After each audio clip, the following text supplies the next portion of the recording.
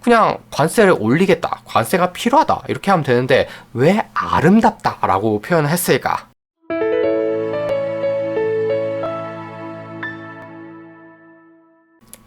요새 트럼프 정권이 미국의 역대 정권에서라면 상상도 못할 짓들을 무수히 하고 있는데요. 도대체 트럼프가 무슨 생각일까? 많은 사람들이 나름대로 추측을 하고 있습니다. 트럼프가 지금 하고 있는 일들이 무엇을 위한 것이냐, 그리고 앞으로 뭘 할 거냐에 대한 문제는 투자자들 입장에서도 굉장히 관심이 있는 주제인데요. 예를 들어 트럼프가 아무 생각이 없는 놈이고 경제를 작정하고 말아먹을 상이라면 미국 주식에서 돈을 다 빼는 게 나을 수도 있겠죠. 실제로 주요국 정상들 중에 그런 인물들이 꽤 있었기 때문에 미국이라고 멍청이가 대통령이 되지 말라는 법이 없잖아요. 하지만 이번 영상에서는 기본 전제로 트럼프가 멍청이다가 아니라 트럼프의 제멋대로처럼 보이는 행동에는 사실 나름대로의 큰 그림이 있다는 관점에서 접근해 보겠습니다. 제가 왜 이 말씀을 드리냐 하면 오늘은 그럼에도 불구하고 트럼프의 정책들이 가져올 수 있는 긍정적인 효과를 말씀드리려고 하거든요. 아시다시피 트럼프는 주요 언론과 학자들에게서 매우 인기가 없기 때문에 실제보다도 더 안 좋게 평가되는 경향이 있다고 생각합니다. 그리고 우리는 현실은 권선징악과는 거리가 멀다는 것을 역사를 통해 잘 알고 있고요. 그런 관점에서 우리가 좋은 투자를 하기 위해서 트럼프의 정책들을 냉정하게 어떻게 해석해야 할지 생각해 보겠습니다. 일단 트럼프 정책 중에 가장 파격적인 것은 저는 이거라고 생각합니다. 공무원을 대량으로 해고한다.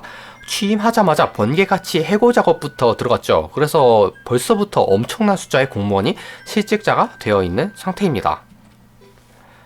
공무원 해고를 주도하는 부서는 정부 효율부 Department of Government Efficiency, 줄여서 DOGE라고 하죠. 일론 머스크가 좋아하는 도지코인과 이름이 같도록 일부러 이렇게 지었다고 볼 수 있겠습니다.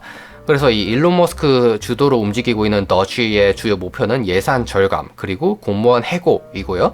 2026년 7월 4일에 임무를 완수한 다음에 해산할 예정으로 있습니다. 그리고 트럼프의 파격 행보의 또 한 축, 바로 무차별 관세 인상이죠. 이 대통령 후보 시절부터 관세는 아름다운 단어다 라고 했거든요. 그냥 관세를 올리겠다, 관세가 필요하다 이렇게 하면 되는데 왜 아름답다 라고 표현을 했을까? 대부분의 사람들은 여기서 그냥 올리겠다, 필요하다 이 말을 좀 재미있게 표현한 것 정도로 해석을 하는데요. 그러나 저는 이렇게 생각합니다. 트럼프는 사실 증세를 하고 싶은 것이다. 그런데 무슨 세금이든 증세를 한다는 것은 반발을 엄청나게 불러일으킬 수가 있습니다. 반면에 관세는 반발이 그렇게 심하지 않죠. 왜냐면 나에게서 돈을 뺏는다고 생각하는 것이 아니라 외국 기업한테서 돈을 뺏는다고 생각하거든요.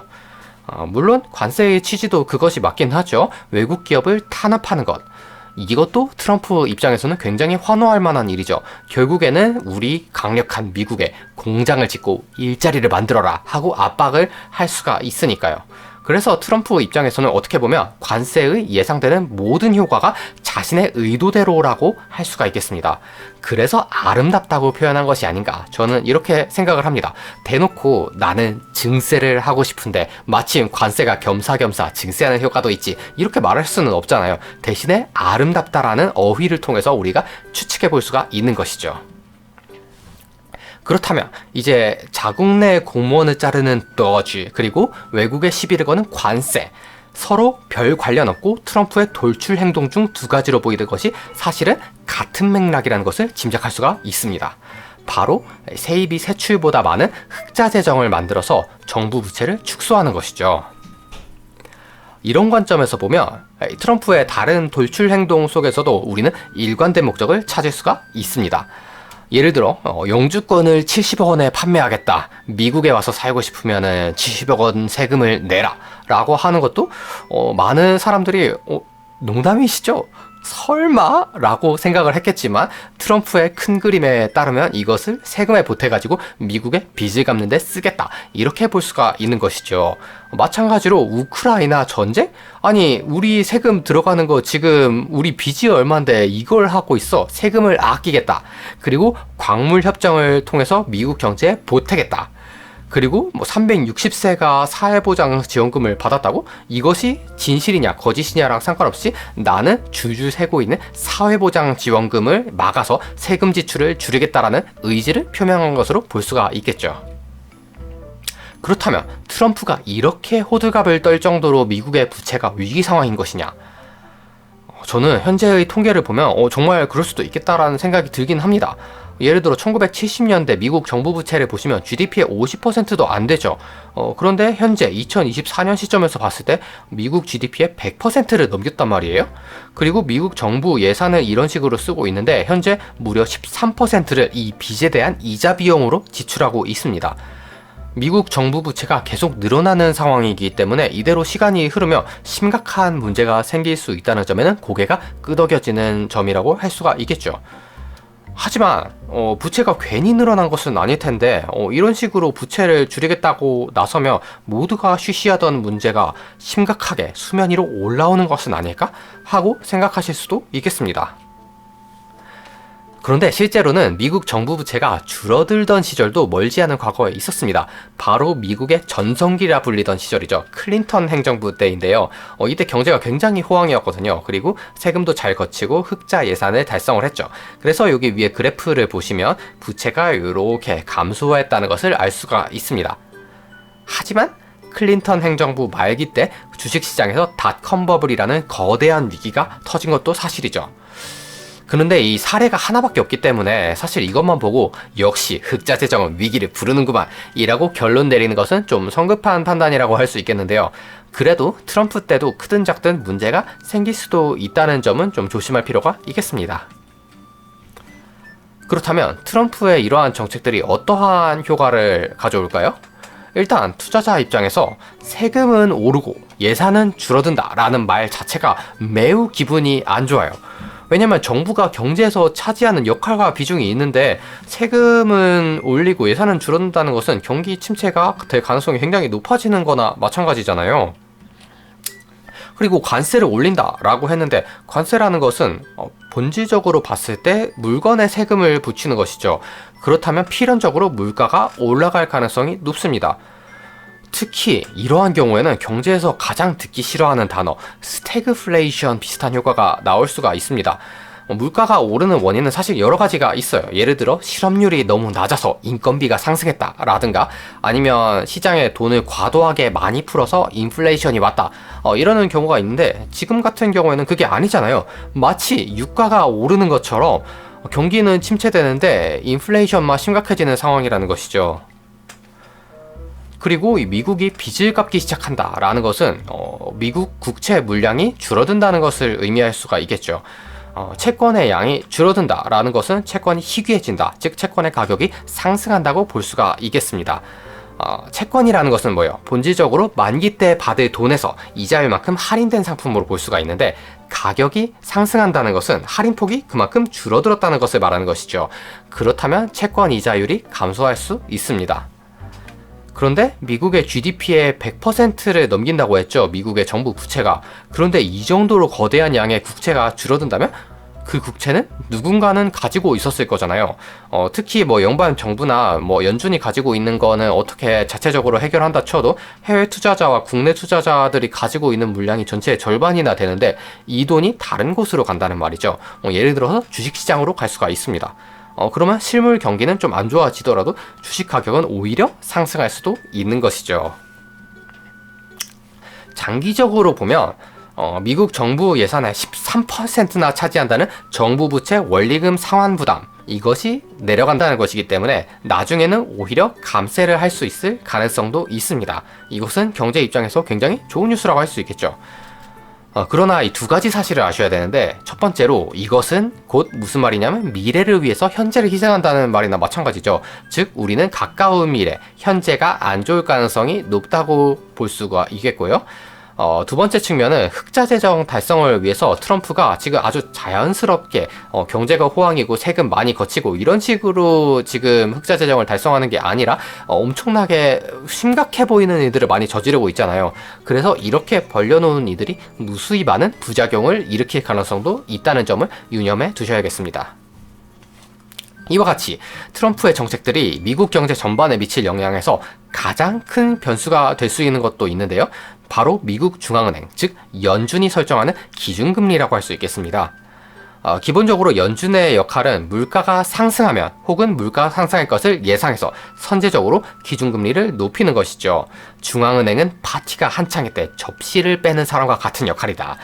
바로 이 예전에 연준 의장이었던 윌리엄 맥체스니 마틴의 어록인데요. 이와 같이 금리를 올리는 것이 중앙은행의 역할이라면 또 금리를 내려야 할 경우도 있습니다. 바로 경기가 침체될 때 선제적으로 금리를 내리는 경우가 있죠. 그런데 대부분 정권에서 보통 기준금리를 올리는 것을 싫어합니다. 왜냐면 그러면 지지율이 떨어지고 경제가 마치 단기적으로 안 좋아지는 것처럼 보이거든요. 그렇기 때문에 정권의 눈치를 보지 않기 위해서 연준 같은 중앙은행은 행정부와는 독립된 기관으로 존재를 하는 것이죠. 하지만 독립된 기관이라고 할지라도 지금 같은 상황은 굉장히 대처하기가 힘듭니다. 왜냐면 아까 제가 스태그플레이션 비슷한 효과가 나올 수도 있다고 말씀을 드렸는데 이 스태그플레이션이라는 것은 통화정책을 쓰기 굉장히 가장 어려운 순간이라고 할 수 있겠죠. 왜냐면 기준금리를 인상해야 할 요인 바로 물가 상승이죠. 이것과 실물 경기 침체가 동반되기 때문입니다. 그래서 금리를 올리지도 내리지도 못하고 이러지도 저러지도 못하는 상황이 되는 것이죠. 그리고 또 한 가지 생각하셔야 될 게 트럼프는 연준의 독립성을 어떻게든 해치고 싶어하는 인물이란 말이에요. 그렇기 때문에 연준이 아무리 독립적인 기관이라고 해도 트럼프가 막 연준 의장을 자르려고 눈에 불을 켜고 있고 이러한 상황에서 과연 연준이 똑바로 해낼 수 있을 것인가, 자신의 역할을, 그것을 우리는 걱정해 볼 수가 있겠죠. 일단 저는 물가지표가 점점 안 좋아지면 연준에서 트럼프 눈치를 보기보다는 연준의 본래 목적대로 기준금리를 올릴 가능성이 꽤 있다고 생각합니다. 그런데 이렇게 되면 그 영향을 예측하기가 아주 힘듭니다. 왜냐하면 기준금리를 인상한다는 건 뭐예요? 다시 말하면 채권금리가 높아진다는 것이죠. 그런데 미국 정부가 빚을 갚아 나갈 것이라고 아까 말씀을 드렸잖아요. 그러면 채권의 물량이 감소하니까 채권금리는 내려갈 동기가 됩니다. 그렇다면 이 두 가지가 서로 충돌하는 요소가 될 것이라는 것이죠. 그런데 일단 기준금리라는 것은 기본적으로 일일물 같은 초단기 채권 시장에 중앙은행이 인위적으로 개입하는 것으로 중앙은행의 의지가 관철됩니다. 따라서 저는 이런 상황이라면 장기채 가격은 상승하고 단기채 가격은 하락하는 장단기 금리 역전이라고 불리는 현상이 발생할 것으로 예상합니다. 기준금리를 인상했을 때 돈이 어디로 흐르는지 생각해 보자면 일단 트럼프는 세금 지출은 줄이고 세입은 늘림으로써 일반 국민들한테서 돈을 가져가는 모양새가 됩니다. 그리고 만기가 된 채권은 갚고 새로 발행하는 채권은 줄이겠죠. 왜냐하면 그만큼 재정의 여유가 생겼으니까요. 그렇다면 채권 투자자들에게서 채권을 회수하고 대신에 돈을 주는 그림이 될 것입니다. 그런데 이때 기준금리를 인상한다 하면 중앙은행이 본인이 설정한 기준금리에 맞춰서 가지고 있는 채권을 던지고 돈을 흡수하게 되겠죠. 결과적으로 이렇게 되면 최종적인 효과는 중앙은행이 일반 국민의 돈을 흡수한 것과 마찬가지가 될 것입니다. 그러면 이렇게 흡수가 됐으니까 달러는 부족해질 것이고 경기는 냉각될 것이고 달러의 가치가 상승할 것이다. 우리는 이렇게 예측을 해볼 수가 있겠죠. 그런데 만약에 중앙은행이 기준금리를 인상하지 않는다면 굉장히 예측되는 결과가 달라질 수도 있는데요. 아까 그림에서 중앙은행이 아무 역할도 하지 않는 것을 생각하시면 되겠습니다. 정부는 일반 국민들한테서 돈을 가져가겠죠. 그리고 채권 투자자한테서 채권을 회수하는 대신에 돈을 나누어 줄 것입니다. 그러면 돈이 일반 국민들한테서 채권 투자자로 넘어간 것과 마찬가지가 되는 것이죠. 채권 투자자들은 돈은 남는데 채권 물량이 없어요. 그렇다면 주식이나 부동산 같은 다른 자산을 살 가능성이 높습니다. 하지만 실물 경기는 마찬가지로 침체되어 있겠죠.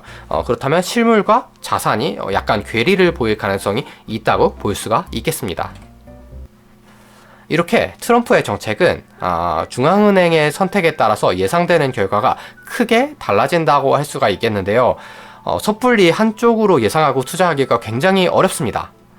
이렇게 불확실성이 높을 때는 저는 주식뿐 아니라 다양한 자산으로 분산 투자하시라는 권고를 드리고 싶은데요. 이렇게 해서 위험성을 낮춘다는 것이죠. 저는 미국 주식, 그리고 미국 이외의 국가 주식, 그리고 미국 장기채와 단기채를 골고루 가져가는 식으로 넓게 분산해 두시기를 추천합니다. 소위 레이 달리오의 사계절 포트폴리오와 비슷한 모양새가 되는 것이죠. 평소에 이런 식의 포트폴리오 분산은 저는 솔직히 그다지 추천하진 않습니다. 왜냐면 시장 수익률을 너무 못 따라가거든요. 근데 지금 같은 경우에는 그래도 시장 수익률을 어느 정도 따라가면서 불확실성을 크게 대비한다는 측면에서 현재로서는 굉장히 설득력이 있는 전략이라고 할 수 있겠습니다. 위에 말씀드린 자산 중에서도 일반적으로 잘 손대지 않는 종류의 자산은 바로 미국 장기채라고 할 수가 있겠죠. 연준이 어떻게 나서든 간에 미국의 빚이 내려갈 가능성이 높다면 장기채가 유망하다고 할 수 있겠는데요. 미국 주식을 기존에 해오시던 분들이라면 이 TLT라고 하는 ETF로 장기채에 투자하실 수 있습니다. 물론 이건 어디까지나 트럼프가 정부 부채를 성공적으로 줄인다 쳤을 때 성립하는 얘기고요. 절대 이 TLT에다가 그렇다면 나는 몰빵하겠어 라고 하는 것은 추천드리지 않습니다. 여기 밑에 기사만 보셔도 지금 트럼프가 뭐 정부 효율부로 아낀 예산의 20%를 국민에 분배한다 라는 쓸데없는 소리를 하고 있기 때문에 과연 정말로 더치가 정상적으로 빚을 줄일 수 있을 것인가 라는 것은 의문의 여지가 있는 편이거든요. 그것 말고도 여러 가지 변수가 있죠. 트럼프라는 인간 자체가 변수 그 자체니까요. 예를 들어 관세를 올리는 척만 하고 안 올리지 않을까? 이것도 굉장히 많은 사람들이 의심하고 있는 부분이죠. 캐나다랑 멕시코에 뭐 예를 들어 25% 관세를 때린다고 했다가 펜타닐 문제가 좀 해결된다는 의지를 보이니까 또 관세를 유예를 해줬다가 뭐 이런 식으로 관세를 올리는 척하고 사실은 우리의 이득을 뽑아내는 것이 트럼프의 목적일 수도 있는 것이죠. 그리고 예를 들어 더치가 정부 지출을 줄이는 척만 하고 못 줄이지 않을까? 왜냐면 상식적으로 이 적자인 예산을 흑자로 돌릴 정도로 공무원을 이렇게 엄청나게 많이 자를 수가 있을까요? 공무원이라는 게 공무 수행을 하기 위해서 존재하는 사람들이잖아요. 근데 그 사람들이 과연 각자의 역할을 하고 있는데 자르면 그거는 누가 하나? 안 해도 되나? 하는 문제가 있고요. 그리고 또 근본적인 문제인데 과연 트럼프한테 그런 큰 그림을 그리는 지능이 있는가 하는 것도 사실 지금 확실치 않습니다. 왜냐면 제가 만약에 지금까지 말씀드린 대로 이런 큰 그림을 그리는 사람이 트럼프라면 저는 이런 짓은 안 했을 것 같거든요. 트럼프가 연준에 가서 즉시 금리를 내리라고 요구할 것이라고 했다. 그런데 사실 어떻게 보면 자신이 물가를 인상시키게 만드는 정책들을 시행한다고 예고를 해놓고 금리는 금리대로 내리라고 하면은 인플레이션이 폭발할 수가 있거든요. 그러면 본인이 나서서 경제를 망친 것과 마찬가지 효과가 나올 수도 있잖아요. 그래서 제가 만약에 이런 큰 그림을 그리고 정책을 수행하는 사람이었다면 굳이 연준에 가서 이러한 무리한 요구를 하지는 않았을 것 같습니다.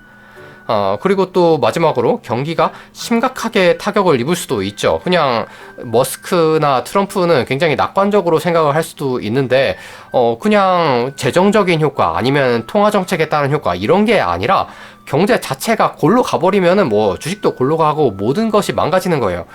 이렇게 되면은 투자자 입장에서 굉장히 안 좋은 상황이 나오겠죠. 그리고 사실 그 중에서도 가장 심대한 타격을 입힐 수 있는 변수는 혹시 마러라고 합의라는 것을 하지 않을까? 하는 것이겠습니다. 이 마러라고 합의가 뭐냐면요. 옛날에 1985년에 미국이 일본하고 유럽 주요국들을 불러서 플라자 합의라는 것을 강요한 적이 있거든요. 이 플라자 합의라는 것은 달러 가치를 절하하라고 압박한 것인데 그때와 마찬가지로 달러 가치 절하를 압박해서 미국의 경상수지를 흑자로 돌리겠다라고 트럼프가 생각할 수도 있다는 것입니다. 그런데 이게 실현된다면 경제에 미치는 영향은 둘째치고 달러 표시로 된 내 자산의 가치가 땅바닥에 떨어지는 거나 마찬가지이기 때문에 우리 투자자들에게는 엄청난 타격을 입힐 수도 있습니다. 마러라고 합의라고 하는 것은 이 오늘의 주제인 미국 정부 부채 축소와는 조금 결이 다른 얘기라서 나중에 다른 영상으로 말씀드리기로 하고요. 혹시 이러한 변수가 신경이 쓰이신다면 당연하겠지만 미국 주식이나 채권보다는 일본, 유럽, 한국 자산을 더 많이 보유하고 계시는 것이 낫겠습니다. 자, 이렇게 해서 트럼프가 추진하고 있는 도발적인 여러 정책들이 어떠한 방향성을 가지고 이루어지는지 생각해 보았습니다. 맨 처음에도 말씀드렸지만 사실 정답은 트럼프 머릿속에만 있는 것이라서 누구도 정답을 확신할 수는 없습니다. 그저 트럼프의 행동에서 단서를 잡아서 추측해 나갈 뿐이죠. 이때까지 트럼프 같은 사람이 역사에 없었기 때문에 역사를 돌아봐도 앞으로 미국과 전 세계 경제가 트럼프의 영향력에 따라서 어떻게 될지는 알 수가 없습니다.